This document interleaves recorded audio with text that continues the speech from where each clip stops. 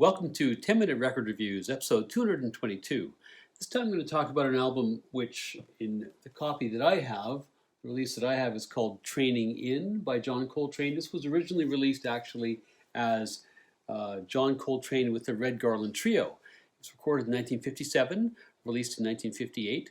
The reason for the different branding is that after Coltrane left Prestige Records and moved on to Atlantic Records, Prestige released not only his prior releases but a whole bunch of other stuff, sometimes under different names. And so this comes out in 1961 again as Traneing In. This version I think is like a 19 whatever it is. And it's late 60s, early 70s. Depending on how you count, this is either Coltrane's second or third album as a leader after his self-titled debut for Prestige 3 months before, and he also had a one-off recording for Blue Note, Blue Train, a very well-regarded record, recorded a little bit after this actually, but released slightly before. That summer of 1957, Coltrane was recording like crazy for Prestige. I mentioned that a whole bunch of unissued stuff got released by the label after he moved on to Atlantic. In addition to his debut and Blue Train and this one, albums which were recorded in 1957, which you may have in your collection, include The Cats with Kenny Burrell, The Last Train, Lush Life, and Dakar. So in all that time, he's a pretty busy guy, and it gets kind of hard to keep track of the whole sequence. But the bottom line is, if you were going to record stores in late 57, early 58, this would have been the third record, albeit with a different cover and title, which you encountered with Coltrane as a leader. This record is made at a really interesting time in Coltrane's development, that summer of 57. He's basically on the comeback trail. He's clean of heroin for the first time in almost a decade, and he's also on a rapid learning curve, playing side by side with Thelonious Monk in the 6-month engagement at the 5 spot. This is a snapshot of where his playing was in August 1957. If you go back to April of that year, his playing is noticeably different, and then if you fast forward into the early parts of 1958, his playing has evolved even further. That dynamism is palpable on here despite a whole bunch of different styles. It's got 2 blues-tinged hard bop numbers, a couple of lovely ballads, and one out-and-out bebop storm. In my review of Blue Train, I talked about this particular summer in Coltrane's life before, and there are a couple of notable things to recall. First, as I mentioned, he'd just gotten clean. He'd spent the years 1955 to 1957 with Miles Davis's first classic quintet, and towards the end of that, the heroin was really catching up with him. Basically, that whole band, except for Miles anyway, had challenges there. He was missing gigs, his playing was deteriorating. Miles fires him in April. So he goes back to Philadelphia in about 3 or 4 weeks in May of 1957. He gets clean, comes right back to New York. He's raring to go to get back on recording and making good music, but also, frankly, to repair his reputation. Second, again, as I alluded to in the introduction, he had by now begun this amazing 6-month apprenticeship with Thelonious Monk at the 5 spot in Greenwich Village from July to December 1957. This is a period of enormous musical growth and creative energy for Coltrane, who finds in Monk a real kindred spirit, somebody who is willing to frankly humor and engage him in all his musical curiosity, which was not something which Miles was willing to do. Miles just wanted to play.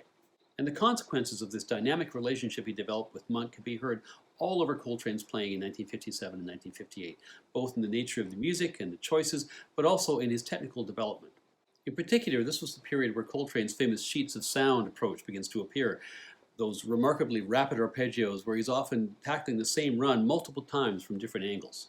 Other than the jazz public, the principal beneficiary of this development was Prestige Records, who had signed Coltrane earlier in the year, before he'd gotten clean, a 3-record deal worth $300 a record, and this was one of these. In addition to what was released at the time, Coltrane was enormously busy in the second half of 1957 after he came back from Philadelphia. This is one of 10 different recording sessions he engages in the latter part of that year. This record is made August 23rd, 1957. The producer is Bob Weinstock, the engineer is Rudy Van Gelder, and the recording is made in Rudy Van Gelder's parents' front room in Hackensack, New Jersey. For this session, Weinstock pairs Coltrane with the piano player Red Garland, and Garland brings along Paul Chambers, and Chambers, of course, bass player, and he'd been a bandmate of both Coltrane and Garland in Miles Davis's first great quintet, and Garland also brings along the drummer Art Taylor. So this record is to a degree a meeting of old friends because Garland, Chambers, and Coltrane had all played with Davis, along with Philly Joe Jones, for a couple of years actually, and in fact, Garland and Coltrane had known each other before. Garland himself was originally from Dallas. He was born in 1923. He'd grown up as a reed player, but by his late teens decided to concentrate more on the piano. At that time in Garland's life, however, jazz was competing with another career interest, which was boxing. And in fact, Garland was a pretty good boxer. He was a welterweight. And in 1942, he actually went 8 rounds with Sugar Ray Robinson. He didn't do very well, got the pulp beaten out of him, basically, and that firmed up in his mind the idea that jazz was probably a better long-term prospect. So he gives up boxing and he focuses on music. And in the 1940s, he catches on with Hot Lips Page, who was a trumpeter who had a whole bunch of different variations of orchestras and bands which would tour around the country. And Garland's musical apprenticeship is basically those 2 or 3 years touring with Page.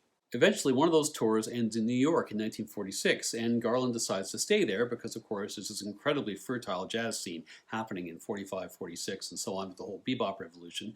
He catches on with all those guys and ends up playing quite a bit with Charlie Parker. But Garland wasn't really a true bebopper. He was actually more of a blues-based player, so he ends up hooking up with Eddie Cleanhead Vinson, so-called because he had a bad hair dyeing accident and burned a lot of his hair off, and starts to tour with him. Vinson had a kind of an R&B based review which he would tour around the country. And Coltrane actually hooks up with Vinson in the late 40s around this time, and this is how Garland and Coltrane get to know each other in the first place.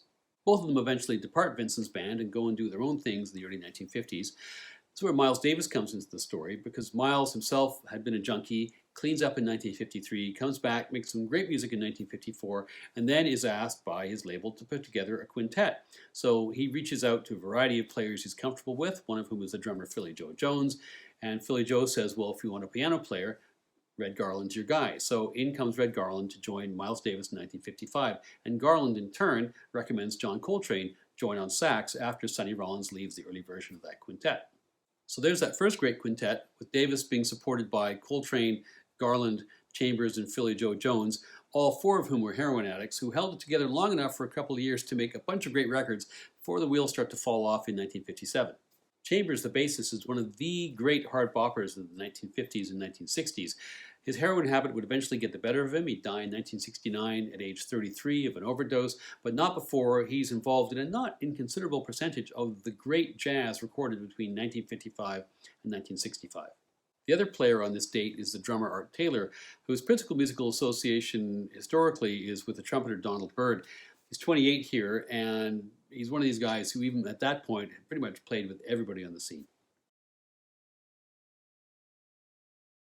The record starts with Traneing In, which is, at least as introduced by Garland, a kind of almost a jaunty, perky blues number. Coltrane comes in, his solo. He's playing some simple lines at first, but then he just starts to play these incredible swooping runs of what sound to my uncultured ears like 30-second notes. His playing is ebullient and it's great. It's followed by a Chambers solo, not that well captured, strangely, by Rudy. It's almost kind of muffled. Part of the problem is, when you're recording in your parents' living room as opposed to your own purpose-built studio, which you would have a few years later. Garland and Coltrane then finish the track, and Coltrane's got the same level of intensity they had at the start. The other track on side 1 is a ballad, Slow Dance.